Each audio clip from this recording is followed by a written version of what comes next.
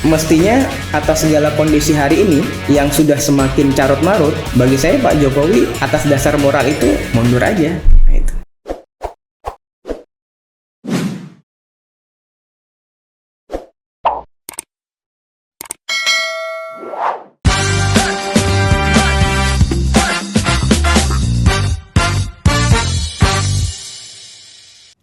Assalamualaikum warahmatullahi wabarakatuh, sobat RH sekalian. Jumpa lagi kita di channel yang keren ini, Keren Cadas ya. Kali ini saya harus menggebrak meja lebih keras lagi karena di depan saya adalah Ketua Umum Himpunan Mahasiswa Islam Majelis Penyelamat Organisasi HMI MPO. Ini tandingannya HMI Dipo ya. HMI Dipo itu di Penogoro sebenarnya ya, tempatnya kantornya HMI yang tradisional. Tapi yang menarik adalah sosok ini tiba-tiba menyerukan revolusi ya. Nah karena itu kita ingin menyimak, mengetahui ya, menguak lebih jauh apa yang dia maksud dengan revolusi 2021 ya. Apalagi ada item turunkan Presiden Jokowi, ini ngeri-ngeri sedap. Beliau adalah Afandi Ismail. Assalamualaikum warahmatullahi wabarakatuh, bro. Waalaikumsalam warahmatullahi wabarakatuh. Sehat ya? Sehat, alhamdulillah. Tapi muka agak pucat nih. Ya biasalah, mungkin karena kecapean. Oh kecapean ya. Kalau pucat karena kecapean itu lebih baik ya daripada pucat karena ada intimidasi. Nggak ada ya, belum ada ya intimidasi ya. Kalau intimidasi pasti banyak. Pasti banyak ya. Tukang bakso udah ketemu tukang bakso belum? Tukang bakso? Iya. belum. Cuman kalau lewat sosial media sangat luar biasa. Sangat luar biasa. Ya itulah resikonya ya. Makanya Anda saya undang ke sini ya untuk mempertanggungjawabkan apa yang Anda atau bro katakan. Nah, ini soal revolusi. Tapi sebelum revolusi saya pengen tahu dulu bro Afandi. Bro Afandi lahir di Mangkutana. Mangkutana itu salah satu kecamatan ya yang ada di Kabupaten Luwu Timur, Sulawesi Selatan. Oh, oke, Solo ya. Sulawesi ya. Anak keberapa, bro? Anak bungsu saya dari 4 bersaudara. Oke. Keluarga di mana sekarang masih? Keluarga orang tua di kampung halaman. Di kampung halaman sana ya? Iya. Di Mangkutana itu? Di Mangkutana. Keluarga saudara 3 lainnya? Yang tertua di sana menemani di sana. Ayah. Nomor 2 di Makassar. Yang nomor 3 di Kalimantan. Oke, luar biasa ya. Bro kan sudah menikah pastinya kan? Alhamdulillah. Waduh, ini kok hati agak kecewa juga. Baru 2 tahun ya kabarnya menikah? Alhamdulillah. Tapi Istri sekarang lagi di luar negeri. Nah ini yang gawat ya. Istri ternyata di mana? Di Belanda. Di Belanda ya? Iya. Karena istri tenaga medis ya? Atau iya, alhamdulillah. Di sana sekolah atau kerja? Sekarang lagi berencana untuk lanjut. Oke, mau lanjut kuliah ya? Iya. Kalau sekolah di saya? Iya. Saya sekarang ini atau? Iya dari awal lah. Dari awal. S1. Dari S1. S1. Kalau SD di mana? Di SD di kampung halaman. SMP? SMP juga sama. SMA? SMA saya di kampung halaman juga. Kampung halaman. Sempat di Jawa. Oh sempat di Jawa tapi pindah ke sana. Iya. Oke. Emang ayah seorang pegawai negeri sipil atau apa? Enggak. Wira swasta. Oh wira swasta, dagang ya? Ya dulunya itu kontraktor lah begitu. Kontraktor. Kalau zaman sekarang ya, orang dulu bilangnya pemborong. Pemborong. Iya. Ya? Oke. Jadi sempat ke Jawa tapi balik lagi ke daerah kampung asal. Iya. Dan sekarang beliau ada di daerah sana ya? Iya, betul. Bapak ibu ya?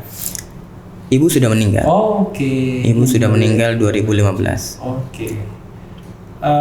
Bapak aja ya, ayah aja. Ayah aja ya. Oke. Nah, S1-nya di Universitas Negeri Makassar. ya. IKIP dulunya ya. IKIP dulunya. Tahun berapa, bro?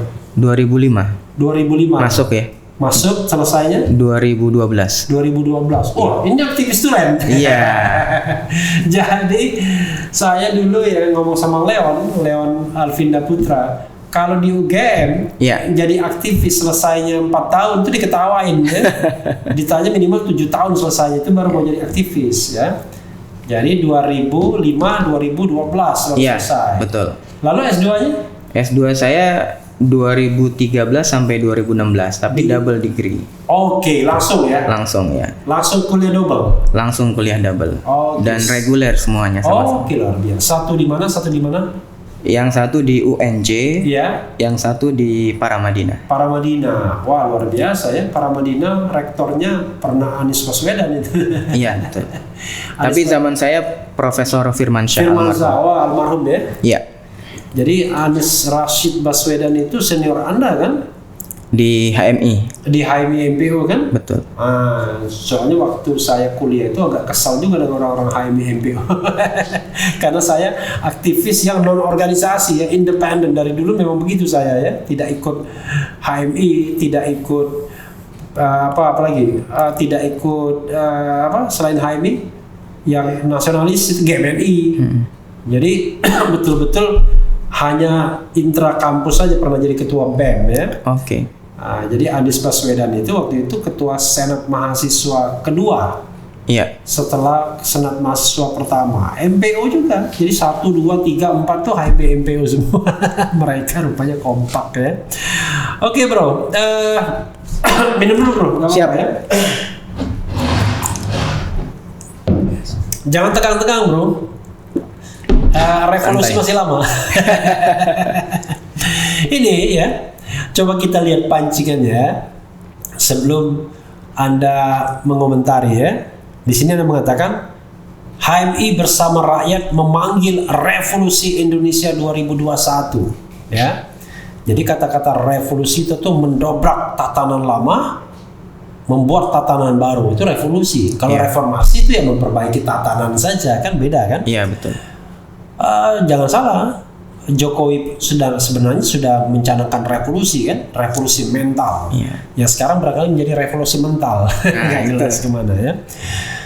Apa yang Anda maksud dengan revolusi Indonesia 2021 sebelum saya baca lebih lanjut yang ngeri-ngeri sedap ini? Ya saya kira perubahan yang fundamental. Iya.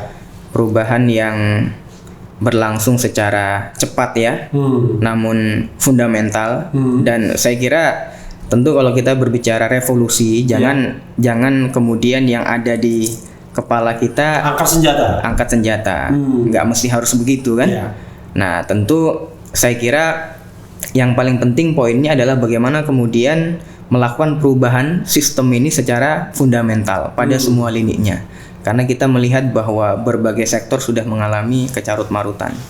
Saya kira itu Bang Refli. Oke. Luar biasa ya revolusi, tapi hati-hati sekali Anda jawabnya. Tapi di sini ada Jokowi harus turun. Iya.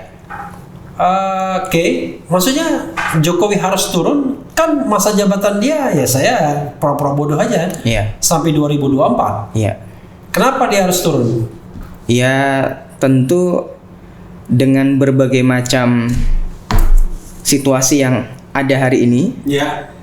Misalnya kalau kita melihat dari perspektif hukum misalnya, jelas bahwa hukum kita ini tumpul ke atas, tajam ke bawah. Oke, itu kata Pak Mahfud. Contoh yang paling baru. Dekatkan nggak apa-apa. Contoh yang paling baru nih. Iya.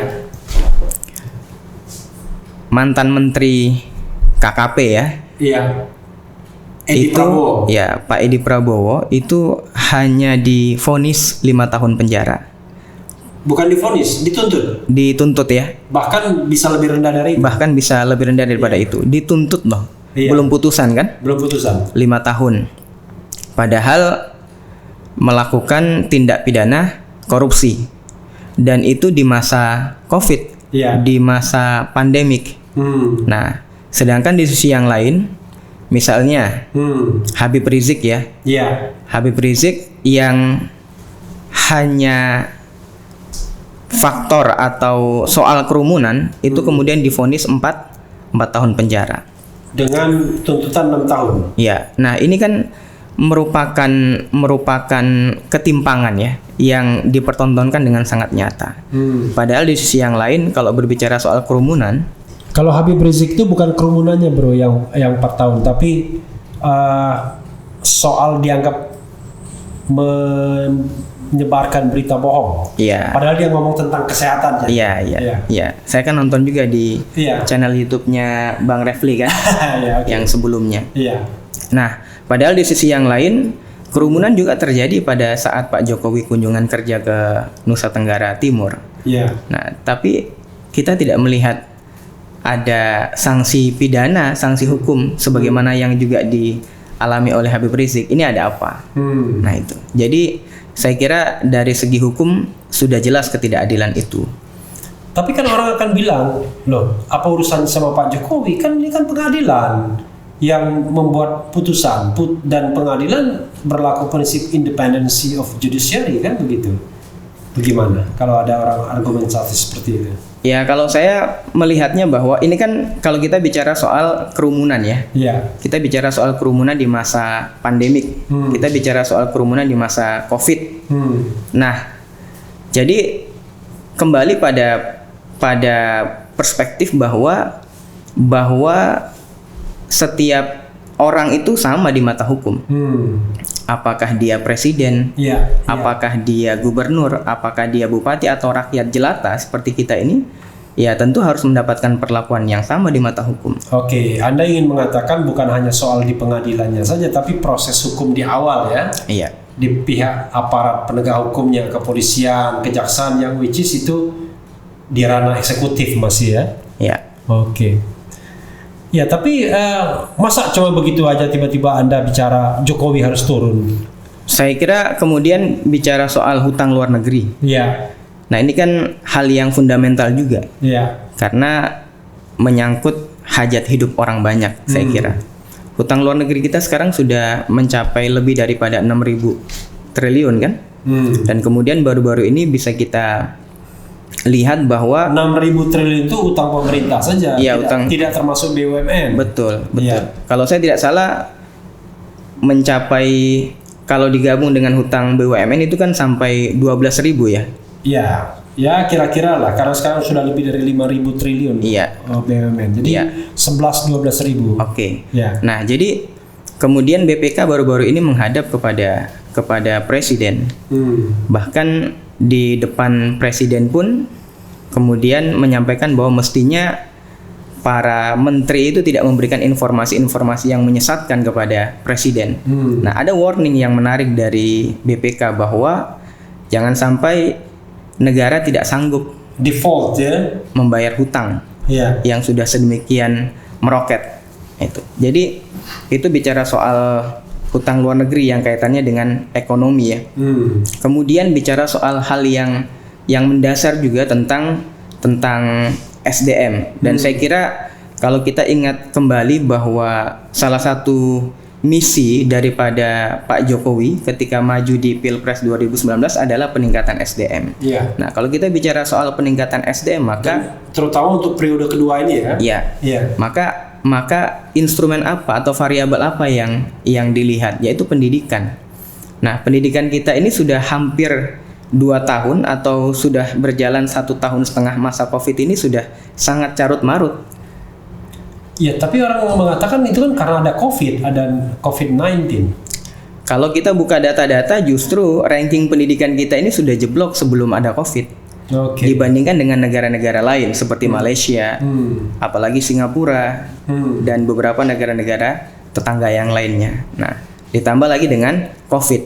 Nah, misalnya Menteri Nadiem Makarim, Mas Nadiem, apa namanya? Mas Menteri ya? Ya, Mas Menteri mengeluarkan ide tentang atau konsep tentang kampus merdeka atau merdeka belajar.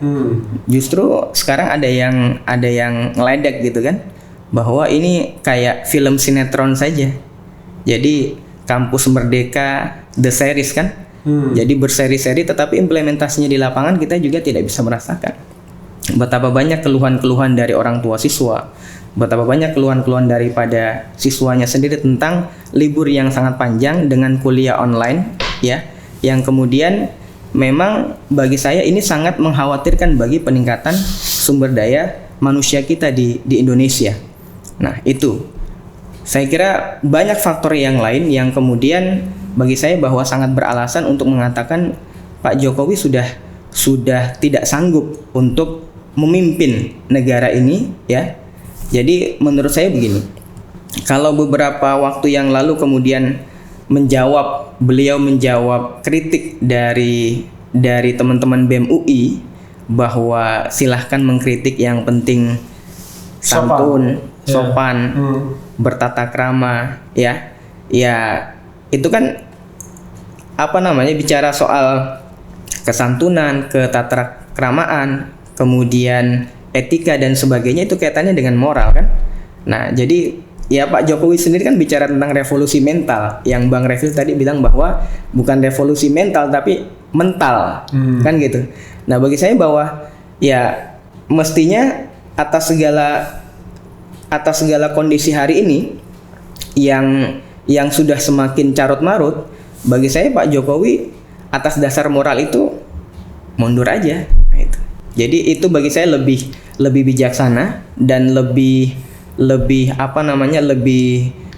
negarawan, lebih gentleman daripada kemudian harus menghabiskan masa periodenya 2024 tapi kemudian persoalan-persoalan ini akan sulit terselesaikan. Saya tertarik dengan perkataannya Bung Rocky Gerung kan, bahwa sebenarnya bukan hanya melihat pada aspek Pak Jokowinya saja di 2024 itu, tapi 2024 itu menjadi ajang bagi oligarki untuk bagaimana kemudian mengambil kekuasaan kembali.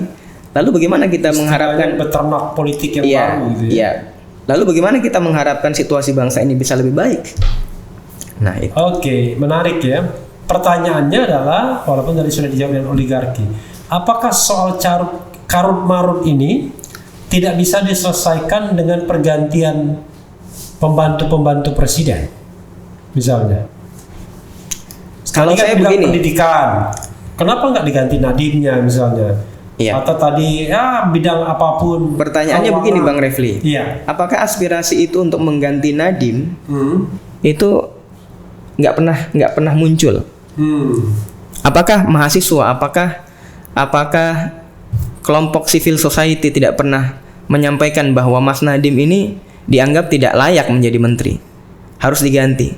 Saya kira kemarin rame-rame soal reshuffle itu, salah satu yang banyak disoroti adalah Mas Nadiem kan, tentang kinerja dia di dalam memimpin Kementerian Pendidikan dan Kebudayaan. Begitu. Alih-alih diganti malah ditambah, dipertahankan dan diberikan. Dan sebelumnya lapor dulu dengan salah seorang ketua partai politik ya. Iya. Dan bergambar sama-sama. Iya. Jadi aman. Ya, kan? Iya. Nah, ini menjadi yang pertama menandakan bahwa Jokowi tidak punya power apa-apa, kan gitu.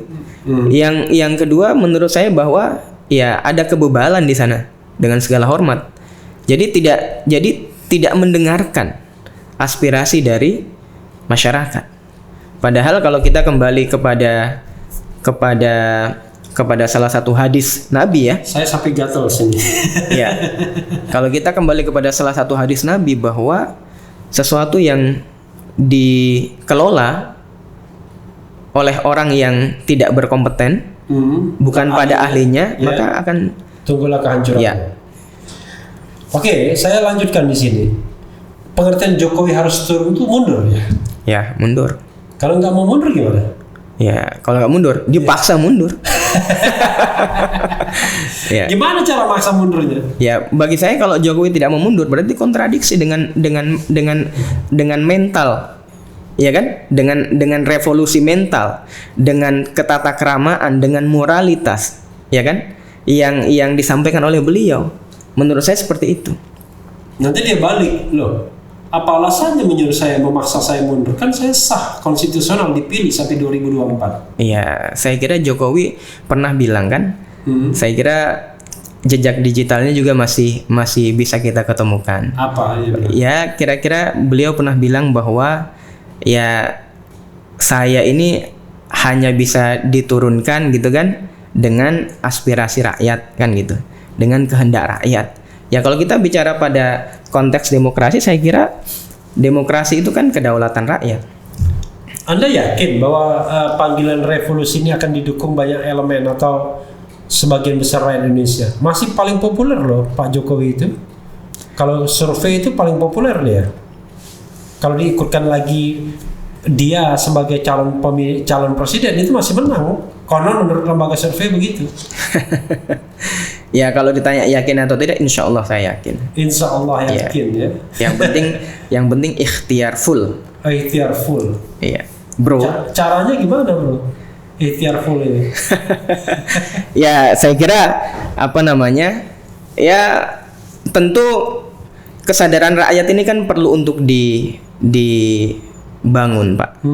Jadi inilah pentingnya mahasiswa, pentingnya pelajar sebagai middle class kan, sebagai middle class mendistribusikan pengetahuannya, mendistribusikan data-data yang dia miliki, hasil-hasil kajian yang dimiliki kepada seluruh entitas masyarakat, kepada seluruh lapisan masyarakat, agar supaya masyarakat tercerahkan bahwa bangsa kita ini sedang dalam keadaan yang tidak baik-baik saja.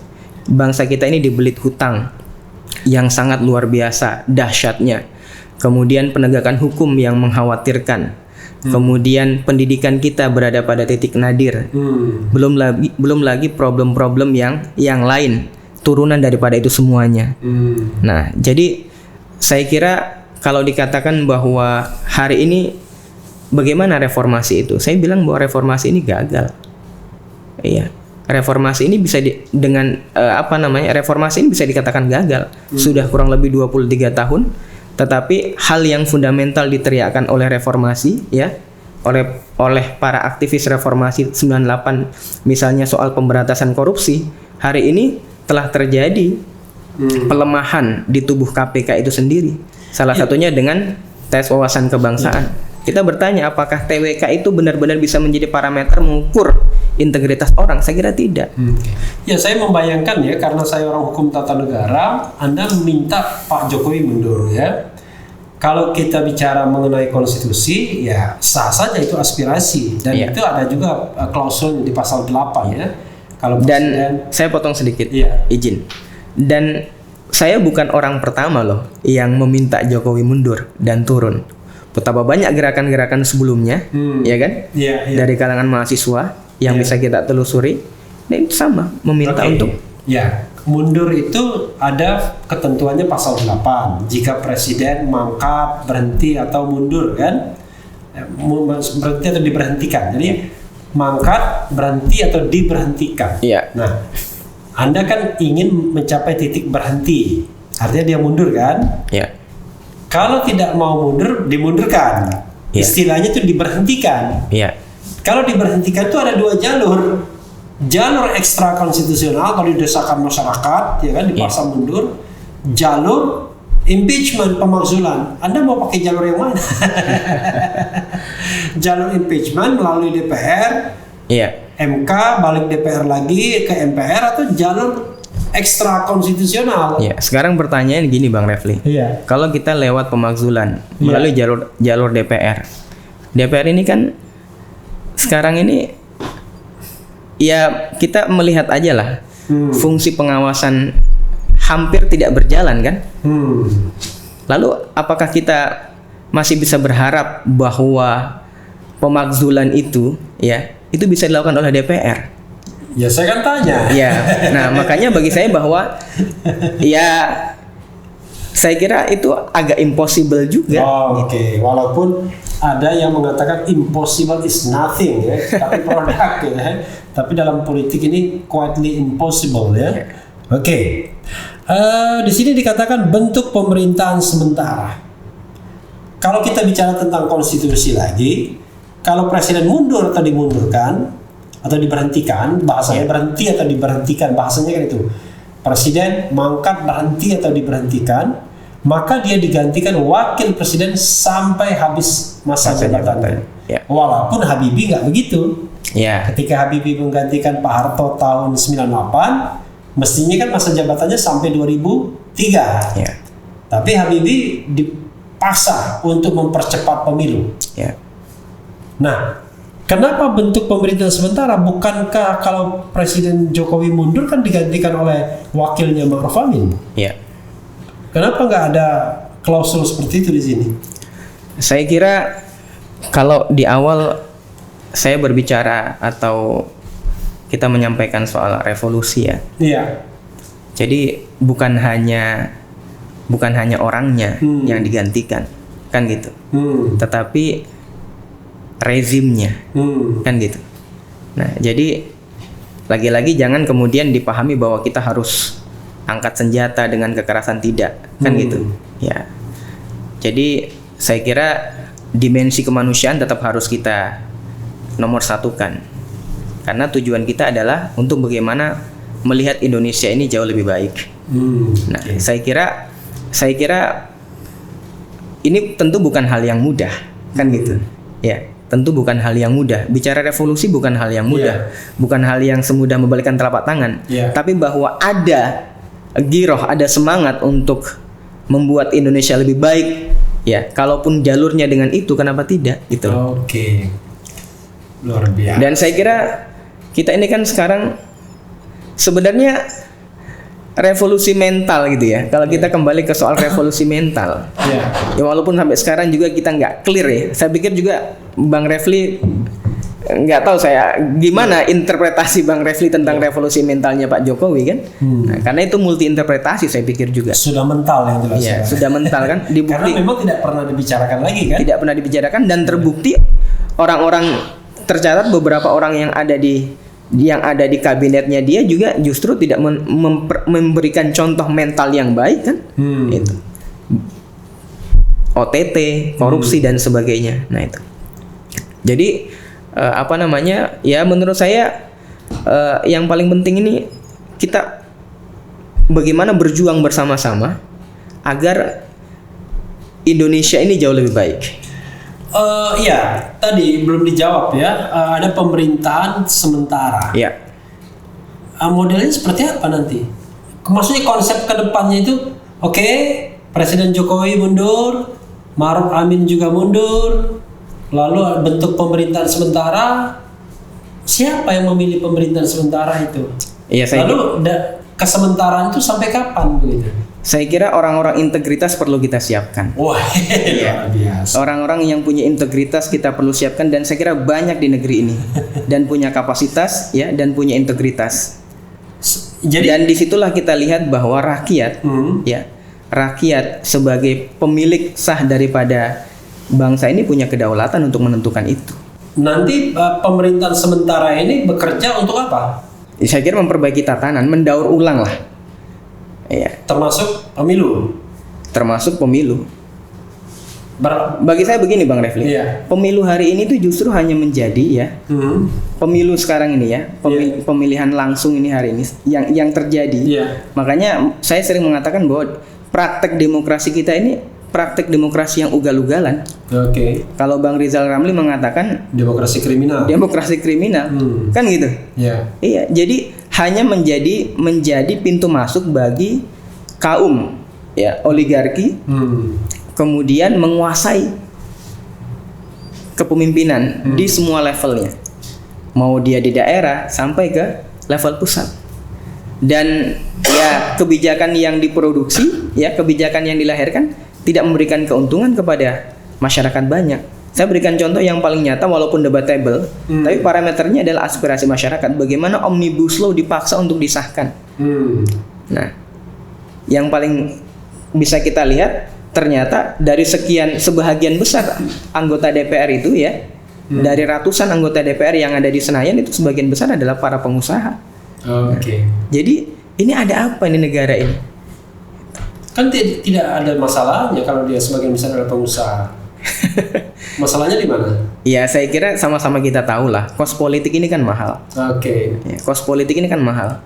Jadi anggota DPR itu kan mestinya benar-benar. Jadi begini, kalau Omnibus Law mampu melahirkan gerakan besar yang menolak undang-undang tersebut. Dan saya kira yang bergerak itu adalah para mahasiswa, kemudian LSM, kemudian pemerhati lingkungan. Semuanya adalah orang-orang yang menjadi representasi daripada civil society, menolak Omnibus Law. Sedangkan di sisi yang lain ada upaya untuk memaksakan bahwa undang-undang itu harus disahkan dan sekarang sudah disahkan kan. Nah, berarti kan memang ada konflik, ada kepentingan, ada kepentingan besar yang kemudian ingin digolkan di situ. Oke. Ya. Dan siapa yang punya otoritas untuk itu? Ya DPR. Nah, itu. Dan DPR karena sebagian besar adalah pedagang, jangan dibilang pengusaha. Pengusaha itu bagus, pedagang. Pedagangnya juga bagus ya sebenarnya. Iya, ini ya, saya ingin membacakan komentar-komentar di media sosial ya. Ini pernyataannya soal revolusi dikejam. Ini kata Ketum HMI MPO Afandi Ismail. Unggahan Afandi Ismail soal Jokowi harus turun dinilai hanya cari sensasi. Ya. Ketum HMI Afandi Ismail minta cabang Jaksel tertibkan Dede Khalidin. Nah, ada juga ya yang menentang Anda di organisasi gitu ya. Kemudian apa lagi? Jadi selain dukungan, ada juga yang menganggap Anda menyikapi Anda dengan sinis begitu, bro. Bagaimana? Bahkan ada yang bilang upaya makar Ketum PBHMI MPO Afandi Ismail. TNI harus udah dari Siward wajar lah ya. Memang yang media pro pemerintah ya. Apa tanggapan Anda? Ya, saya kira saya santai-santai aja. Oke. Ya, saya kira tidak semuanya kita bisa menyenangkan orang, kan gitu. Tidak semua, ini kan era demokrasi. Jadi termasuk kalau kemudian saya, lalu kemudian HMI MPO mendesak kepada Jokowi untuk turun dengan berbagai dalih dan data yang telah kita miliki, itu pun juga adalah sah-sah saja karena demokrasi kan. Ya. Jadi jangan sampai, justru saya melihat bahwa ada orang yang salah kaprah di dalam memahami demokrasi. Jadi menghabisi kelompok yang lain dengan menggunakan dalih demokrasi. Misalnya? Ya, misalnya katakanlah misalnya pembubaran beberapa ormas kan gitu. FPI misalnya. Ya, FPI dan HTI dengan ini kita berdebat secara filosofi ya. Ya, misalnya dianggap tidak sejalan dengan prinsip demokrasi, ya kan, tidak bisa hidup di negara demokrasi dan sebagainya, dan atas dasar dalih demokrasi. Pertanyaannya gimana caranya Anda misalnya membubarkan kelompok-kelompok itu, ya kan, dengan menggunakan dalih demokrasi, padahal demokrasi itu adalah menghargai kebebasan kan. Jadi ini kan kontradiksi menurut saya. Nah, itu. Jadi bagi saya bahwa mestinya ruang dialog itu yang dibuka. Ya, tapi kalau misalnya Anda bicara ruang dialog dibuka, kenapa Anda tidak mau buka ruang dialog dengan penguasa saat ini? Tiba-tiba minta turun. Saya kira proses awal yang kita akan saya kira kita juga tidak menafikan itu, Bang Refli, kan gitu. Ya nanti kita lihat kan gitu. Jadi persoalannya kan begini. Teriakan mahasiswa itu bukan baru kali-kali ini aja kan? Iya. Sudah. Jadi kalau kita mau hitung sejak kepemimpinannya Pak Jokowi saja, sejak 2014 sampai sekarang sudah kurang lebih 7 tahun. Ya, saya kira sudah sering gerakan itu dilakukan. Nah, kemudian tapi kita juga melihat bahwa seolah-olah rezim ini tidak mendengarkan aspirasi itu. Ya kan? Seolah-olah sebagai sebuah contoh lah yang paling sederhana, misalnya soal aksi penolakan revisi Undang-Undang KPK 2019, gelombang aksi massa yang sangat luar biasa. Tapi DPR tetap memaksakan untuk mengesahkan revisi Undang-Undang KPK itu kan. Lalu kemudian rentetannya sampai sekarang, dan kemudian kita sekarang masih berteriak tentang pelemahan KPK di bawah kepemimpinannya Pak Firly Bahuri.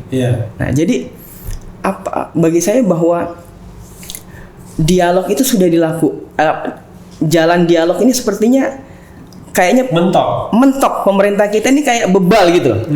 Nah itu. Jadi nggak perlu lagi dialog, langsung saja diganti. Atau gimana? Ya makanya kalau dari PBHMI sendiri kan tetap kita punya narasi tentang itu ya. Sampai kepada tuntutan paling akhir itu tadi bahwa Jokowi harus Jokowi ya artinya ketika tuntutan-tuntutan kita ini kemudian tidak diindahkan dengan cepat, tidak mendapatkan respon pada sisi-sisi yang substansial apa yang kita inginkan sebagai aspirasi rakyat, maka bagi saya buat apa bertahan gitu. Oke, saya agak tergelitik jadinya ya. Ketika kita bicara tentang perubahan fundamental, dan revolusi tadi kan perubahan fundamental, itu turunnya Presiden Jokowi itu as an entry point, sebagai entry point atau ending? Ending atau entry point? Ya, saya kira kalau dari kami jelas itu entry point. Kenapa dibilang entry point? Ya, saya kira seperti yang saya ulas di awal tadi bahwa problem di bangsa kita ini kalau kita bicara soal kepemimpinan, maka bukan cuma sosok personalitinya saja kan gitu. Kita bukan hanya jadi pembicaraan kita ini bukan hanya pembicaraan personality tapi bagaimana sistem ini yang diperbaiki. Jadi kenapa kemudian saya mengatakan bahwa ini menjadi entry point. Apa gunanya kemudian kita mengganti ya kan teriak mengganti orang, menurunkan orang kan gitu. Sedangkan penggantinya tidak jelas atau tidak dipersiapkan dengan integritas yang bagus, dengan kapasitas yang bagus. Orang itu masih sistemnya? Ya, sistemnya juga pastilah. Jadi kita punya pekerjaan, ya kan? Kita punya PR besar ini untuk bagaimana kemudian bukan hanya bicara soal mengganti, tapi bagaimana mempersiapkan sistem ini jauh lebih baik lagi. Dan saya kira HMI punya kapasitas untuk itu. Wah, luar biasa. Tetapi juga HMI BO atau HMI satunya juga? Saya kira insya Allah ya, bukan hanya artinya kalau bicara soal kapasitas intelektual ya, saya nggak tahu kalau teman-teman di sebelah, saya hanya bicara pada konteks HMI MPO ya. Tetapi bahwa saya kira daya kritis, kemudian semangat untuk melakukan perubahan, saya kira bukan hanya dimiliki oleh MPO saja, tapi juga teman-teman di Dipo, teman-teman di OKP yang lain, teman-teman di BEM semuanya, saya kira sangat luar biasa ya. Dan kontribusi besar untuk memperbaiki bangsa ini, saya kira bukan hanya lahir dari MPO saja ya, tapi harus menggalang semua teman-teman. Karena masa depan bangsa ini ada di tangan kita semuanya. Wah, luar biasa. Yakuza, yakin usaha sampai. Yakuza, yakin usaha sampai. Bukan Yakuza ya? Bukan, Yakuza. Yakuza itu bandit Jepang. Ini urusan yang ngeri-ngeri sedap ya. Tapi bagaimanapun sobat era sekalian, dalam negara yang demokratis ya, diskusi argumen ya harus kita balas dengan kontra argumen ya. Jangan dengan kriminalisasi tentunya. Betul. Mudah-mudahan Bro Afandi Ismail ya cuma mendapatkan pelecehan saja secara intelektual ya, pelecehan dari sisi kenyinyiran omongan orang ya, tapi tidak mendapatkan sebuah intimidasi yang sifatnya fisik ya. Alhamdulillah, sampai membahayakan jiwa ya. Karena ini kan negeri demokrasi Bu, mudah-mudahan kita tetap punya komitmen tentang demokrasi. Berbeda pendapat tidak apa-apa. Mungkin di antara saudara sekalian ada yang cintanya minta ampun dengan Presiden Jokowi, tidak rela kan? Pasti akan memaki-maki Anda kan? Saya lihat baca. Apa sih sebenarnya Afandi ini? Emang dia siapa? Apa yang sudah dilakukannya ya kan?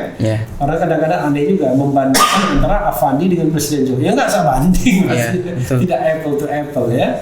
Tidak ada orang yang bisa apple to apple dengan Presiden Republik Indonesia karena dia adalah primus inter pares. Bro Afandi, sebagai closing statement, ada lagi yang ingin Anda sampaikan? mau menukik, mau melebar, mau melangit, silakan. Saya kira Dekatkan sini. Oke.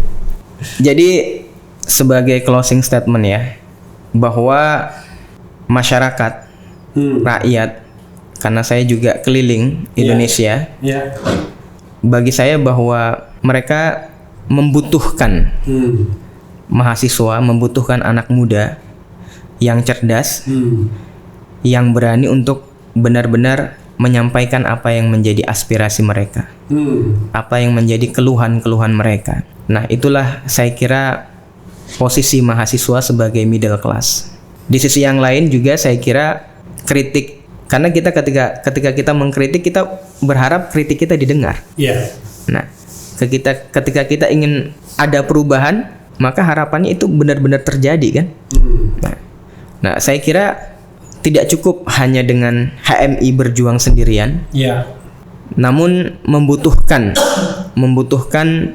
konsolidasi, solidaritas dari elemen-elemen gerakan yang lainnya yang kemudian memiliki visi dan misi yang sama.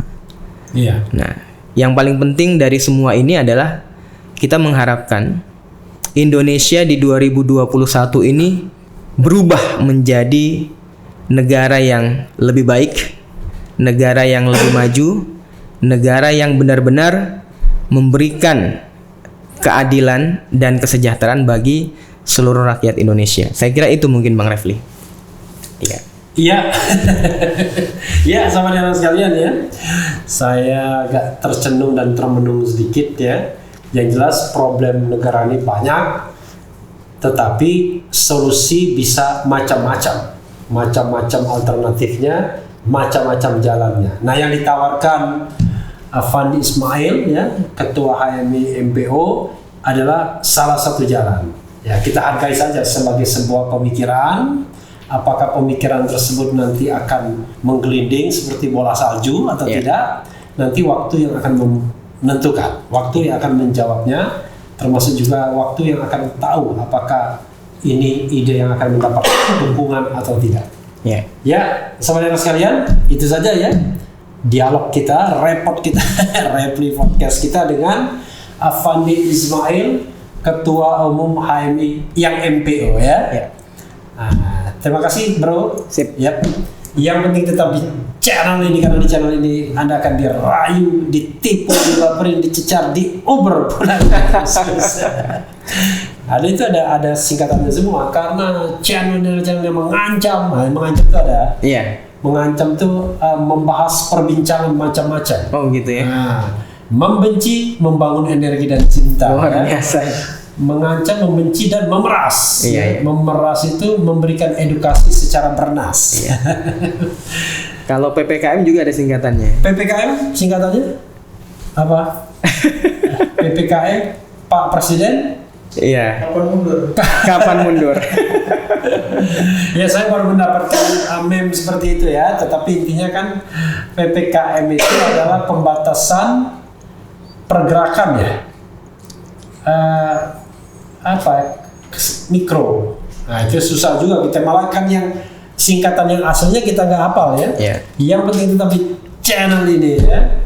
Jangan lupa subscribe, like, comment, and share. Cheers. Oke.